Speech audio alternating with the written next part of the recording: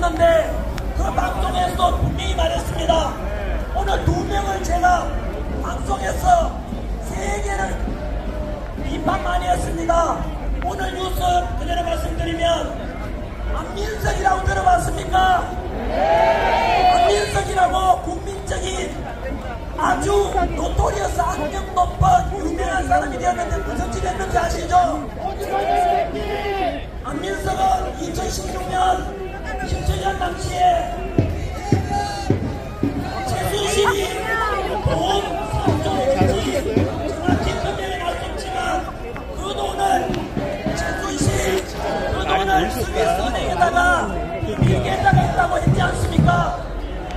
우리는 그 속에서 많은 국민들은 그 폭로 때문에 박근혜 대통령에 대해서 탄핵이 인용되는 데 영향을 미쳤다고 저는 생각하고 최순실과 그 따님 정유라 씨도 너무나 많은 욕을 얻어먹었지 않습니까? 그런데 오늘 뉴스 봤습니까? 예, 오늘 뉴스 보니까 대부분 판결이 나왔어요. 스위스은행에 돈을 숨겨뒀다고 하는 그 돈을 숨겨놨다고 하는 그것이 대부분 선고 결과 그 위로 드러났습니다.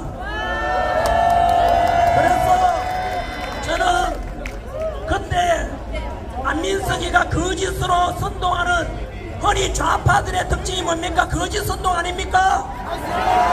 좌파들이 민낯이 드러났고 그로 인해서 상처받았던 박근혜 대통령과 최순실 씨와 그 따님 정유라 씨를 비롯해서 많은 국민들, 상처받은 국민들께 안민석 씨는 사과해야 되지 않겠습니까? 사과한다고 해결될 문제는 아니지 않습니까? 그래서 저는 안민석 씨에게 모든 국민들께 사과하고 박근혜 대통령께도 사과하고 최순실 씨와 정유라 씨에게 사과하십시오. 그리고 그로 인해서 안민석 때문에 상처받은 국민들 생각한다면 다시는 세상 밖으로 언론에 비춰지는 일이 없기를 바랍니다. 두 번째, 헌법재판소 권한대행 문영배 씨에게 정확하게 언론인으로서 요구합니다. 문영배 씨, 우리법연구회 중에서 가장 왼쪽에 있다고 스스로 폭로했지 않습니까? 사법부 내 좌파 카르텔 우리법연구회 중에서 가장 왼쪽에 있으니까 스스로 극좌파라고 선언한 사람입니다. 그리고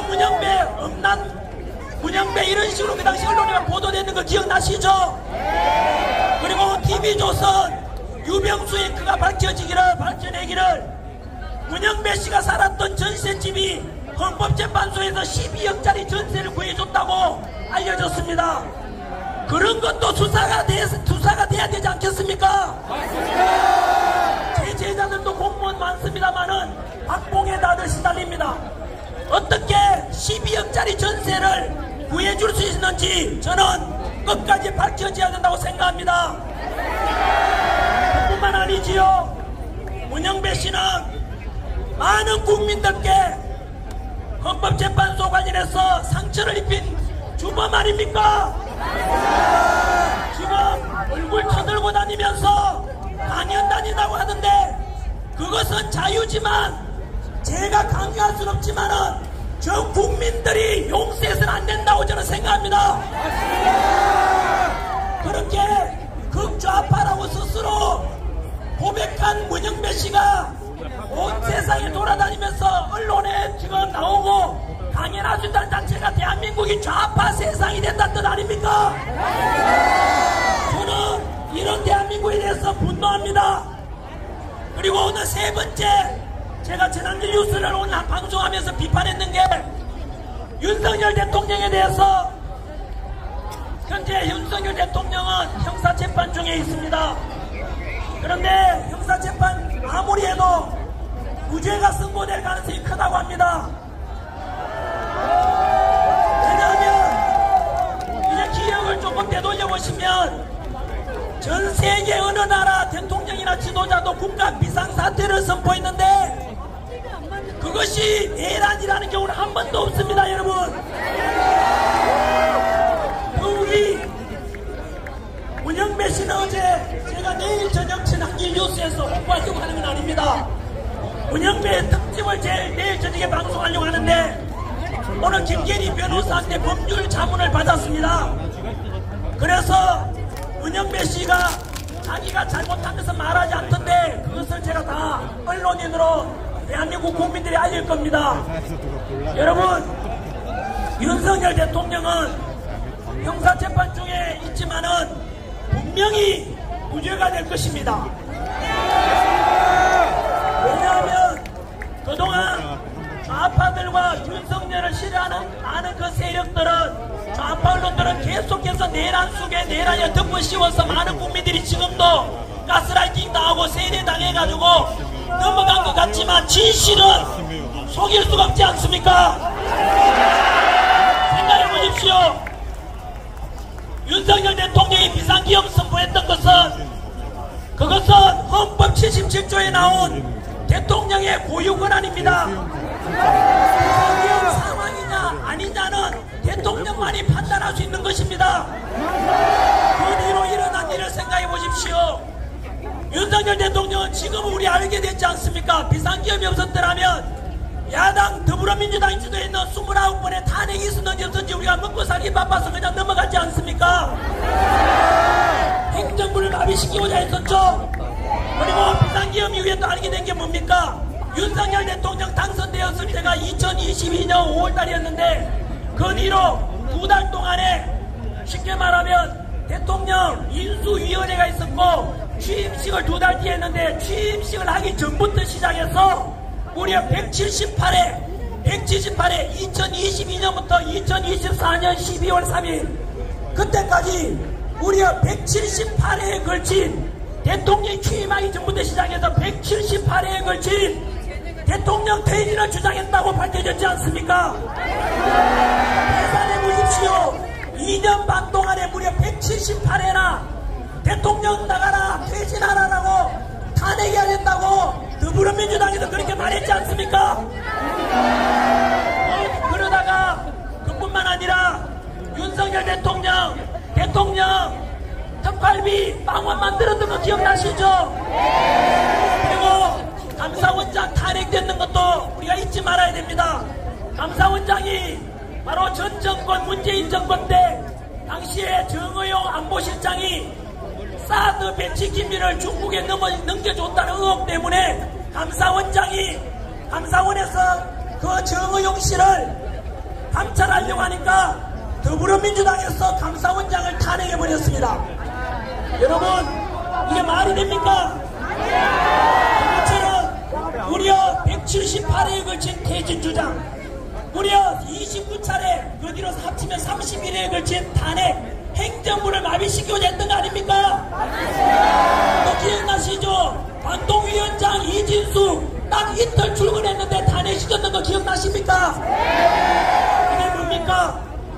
바로 중국에다가 군사기밀, 사드 기밀을 넘겨준 것을 감찰하고자 하는 감사원장을 탄핵했는 게 누굽니까? 이것은 결국은 모든 행정부를 마비시키고자 했던 것 아닙니까?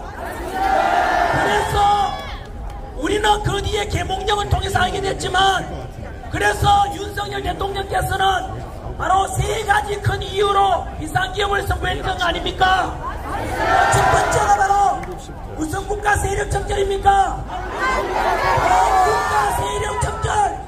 두 번째가 바로 행정부에 대해 마비시키고자 했던 거. 그리고 세 번째가 오늘 우리 나온 이유 중에 하나, 부정선거를 밝혀야겠다고 했지 않습니까? 여러분, 그래서 대통령이란 비상기업 선포는 지나고 보니까 무엇 하나 나무랄 게 있습니까? 없습니까? 이런 대통령에 대해서 그 뒤로 이루어진 일 보십시오. 억울하게 대통령은 내란 수사권도 없는 공수처에서 오동훈 기억나시죠? 오늘 공수처에서 뭐 했는지 또 아십니까? 공수처에서 현재 대통령에 대해서 형사재판 중인 지기현 판사하고 그리고 검찰총장 누굽니까? 심우정 검찰총장을 공수처에서 수사하도록 하겠답니다. 또 특검 이관을 시키겠답니다. 이게 무슨 말이냐? 지기현 판사가 알다시피 대통령 구치소에 계실 때 석방명령을 내렸지 않습니까? 그것에 대한 보복으로 지기현 판사하고 심우정 검찰총장까지도 다 집어넣겠다는 겁니다. 이게 과연 정상입니까? 어떤 사람은 이런 말 하더라고요. 아니 윤석열 대통령 자기가 당선되어 놓고는 왜 부정선거 밝히려고 하지? 자기도 그만 부정선거로 당선됐다는 뜻 아닌가? 요게 IQ 80 수준입니다. 여러분 거꾸로 윤석열 대통령이 떨어졌었더라면 부정선거 의혹을 제기하면은 떨어져가 핑계 대려고 하는구나 라고 할 거 아닙니까? 그런데 윤석열 대통령께서는 당선이 되었지만 본인은 당선되었지만 앞으로 치러질 국회의원 선거든 향후 치러질 선거를 대비해서 이번만큼은 내가 비상기업을 선포했으라도 부정선거만은 그리고 쓰레기 마피아 조직 선관위만은 바로 잡아야겠다 한 거 아닙니까? 얼마나 명분이 있습니까? 나는 대통령으로 당선되었지만 앞으로 치러질 선거만큼은 깨끗해야 된다. 이게 누구 주장입니까? 바로 윤석열 대통령 주장 아닙니까? 그렇게 해서 윤석열 대통령은 생각해 보십시오. 그 뒤로 일어난 일들을 가만 보면 퍼즐이 맞춰가지 않습니까? 대통령은 권력 연장이나 아니면 본인이 뭘 더 얻으려고 비상기업을 선포한 게 아니지 않습니까? 대통령은 바로 희생을 선택했던 거 아닙니까? 비상기업을 선포하지 않았더라면 연금 받아먹고 나라가 어찌 되든 말든 5년 임기 채웠으면 끝나고 난 뒤에 편하게 살 수 있을 건데 그 나는 필요 없다. 오직 국가와 대한민국 국민을 살려야 된다는 생각 때문에 비상기업 선포한 거 아닙니까? 그 뒤로 일어난 일 보십시오. 공수처에서 억울하게 대통령을 우리 윤 대통령을 구치소에 집어넣고 그리고 석방됐는데 요즘 언론에서 좌파 언론이 뭐랍니까? 윤석열 대통령 다시 감옥에 집어넣으라고 있지 않습니까? 그러다가 안 되니까 지금은 정치 보복 안 하겠다고 했던 이재명 대통령께 웃습니다. 저는 전환기 뉴스 언론인으로서 이것은 정치적 보복이라고 생각합니다. 윤석열 대통령을 내란이라고 내란 특검 만들었지 않습니까? 김건희 특검 만들었지 않습니까? 최상병 특검에서 검사만 120명, 수사관까지 5, 600명이 됩니다. 맞습니다. 지금 이분이 항의하는 게 뭔지 아십니까? 네, 이분이 윤석열 대통령 비판하는 게 아니고요. 군대 대어쨌든 그 말씀 하시는데요. 여러분 논리적으로 IQ가 3자리만 되더라도 한번 생각해 보십시오. 지금 내란 특검이 만들어졌지 않습니까? 조은석 특검팀이 윤석열 대통령은 지금 형사재판 받고 있는 중인데도 불구하고 그걸로서는 무죄 나올 것 같으니까 내란 특검을 만들어서 특검에서 윤석열 대통령을 다시 집어넣으려고 하는 의도 아니겠습니까? 여러분 그 조은석 특검의 문의수가 어제 뉴스에도 나왔고 오늘도 나왔지 않습니까? 뭡니까? 바로 대통령을 법원에다가 체포영장 발부해서 우리 12월 달에 있었던 1월 달에 있었던 대통령 체포할 때처럼 또다시 체포하려고 했는데 법원에서 뭐가 선고됐죠? 바로 체포는 잘못되었다 해서 기각을 시켰지 않습니까? 이게 지금 현 주소입니다. 윤석열 대통령은 현재 재판에 안 나가거나 연기하거나 그런 적이 있습니까? 없습니까? 윤석열 대통령은 우리의 무대에 몸보기를 보여주지 않습니까? 대통령이라도 구치소에 가고 그리고 또 재판 다 받는다. 그런데 반면에 재판 연기한 사람, 재판 안 받겠다는 사람, 그런 사람이 있지 않습니까? 윤석열 대통령은 오직 자유민주주의 법치를 중시 여기고 그 지키려고 했던 거 아닙니까? 그래서 오늘 우리가 모인 이유도 그 연장선이라고 저는 생각합니다. 윤석열 대통령께서는 여러분 우리 국민들과 청년들을 믿는다고 했지 않습니까? 시간이 지나면 진실은 드러내게 마련이죠. 거짓은 진실을 이길 수 없습니다. 진실은 드러날 것이고 윤석열 대통령의 결백함과 구제와 오직 국가와 국민만을 생각하고 당신께서는 희생을 선택했다는 거 우리가 다 알고 있지 않습니까? 저는 소망합니다. 시간관계상 제 뒤에 분들도 계신데 제가 좀 오늘 얼마간 해야 될지를 시간을 잘 몰랐습니다. 아직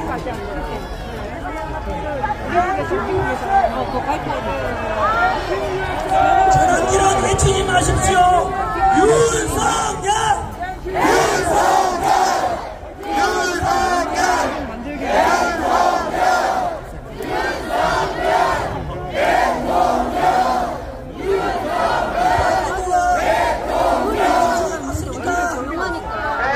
민주주의의 가장 근본이 바로 이러한 언론, 출판, 집회 결사 자유가 있지요. 경찰에다가 신고된 집회입니다. 합법적입니다. 그리고 전환기는 한 번도 폭력을 조장한 적이 없습니다. 정당하게 윤석열 대통령을 지지하는 것도 자유고 뭐 다른 쪽을 지지하는 것도 자유 아닙니까? 더불어민주당이 야당일 때 178회에 걸친 퇴진 주장, 탄핵 주장했지 않습니까? 그런 것처럼 또 윤석열 대통령이 대통령이 될 때 바이든 날리고부터 시작해서 김건희 여사를 들어들었다. 그렇게 언론에서 완전히 인권 말살시켰던 거 아닙니까? 그런 것처럼 우리도 얼마든지 현재 정권에 대해서 비판할 수 있습니까? 없습니까? 그래서 저는 이런 자유민주주의 대한민국이 좋습니다. 부정선거에 관한 것도 이렇게 모여서 바로 잡아가자. 무엇이 잘못됐습니까? 그래서 우리가 앞으로 미래 세대들에게 부정선거 없고 공정하고 투명한 선거 물려주자는데 여기에 반대할 사람이 있습니까? 저는 이런 자유함이 넘치는 바로 한미동맹의 근거에서 성종이 들고 날라온 김어제가 6.25 발발 75주년 기념일이었지 않습니까? 6.25 전쟁 이래로 70여 년간 우리나라가 전쟁 없었던 이유가 누구 때문입니까? 우리 국군과 국민들과 더불어서 현재 주둔하고 있는 주한미군의 도움이 있었지 않습니까? 그래서 성조기와 태극기를 동시에 흔드는 건 트럼프 대통령님 보이십니까? 우리는 미국을 사랑합니다.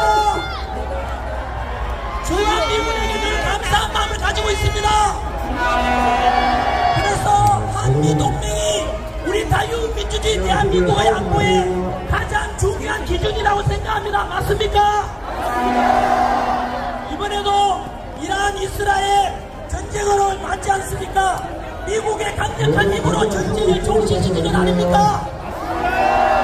대한민국은 미군 사령관이 말했지 않습니까? 브런슨 사령관이 한반도는 대한민국은 미국에게 움직이지 않는 항공모함이다 말했지 않습니까? 이번에 미국의 적대주의 중국을 견제하기 위해서 우리 나라 한반도가 너무나 중요한 미군의 군사기지라는 뜻 아니겠습니까? 맞습니다. 그 속에 우리도 이런 주한미군과 그리고 6.25 전쟁 때 희생된 분들에 대해서 감사를 잊지 않고 있지 않습니까? 유엔군 참전국이 16개국 중에서 미군이 90%가 넘었고 사망자, 전사자, 그리고 부상자, 포로, 실종자 다 합치면 14만 명 넘는 미군이 희생됐습니다. 여러분, 우리는 이런 우리 땅의 봉사나를 막기 위해서 희생한 바로 미군의 희생을 잊어서 되겠습니까? 안 되겠습니까? 트럼프 대통령님, 대한민국의 국민들은 미국을 지지하고 있습니다. 한미동맹을 지지합니다. 앞으로도 한미동맹이 영원하기를 소망합니다.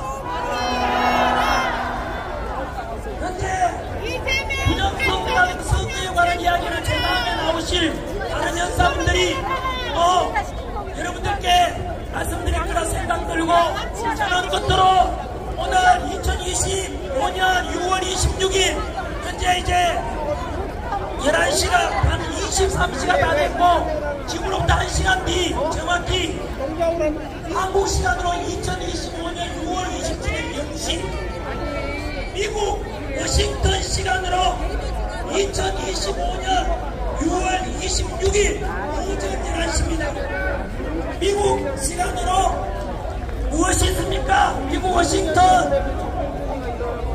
내셔널 프레스 센터에서 바로 지난 6.3 대선을 앞두고 우리나라에 부정선거가 있나 없나 바로 확인하고자 미국에서 선거 감시단이 왔지 않습니까?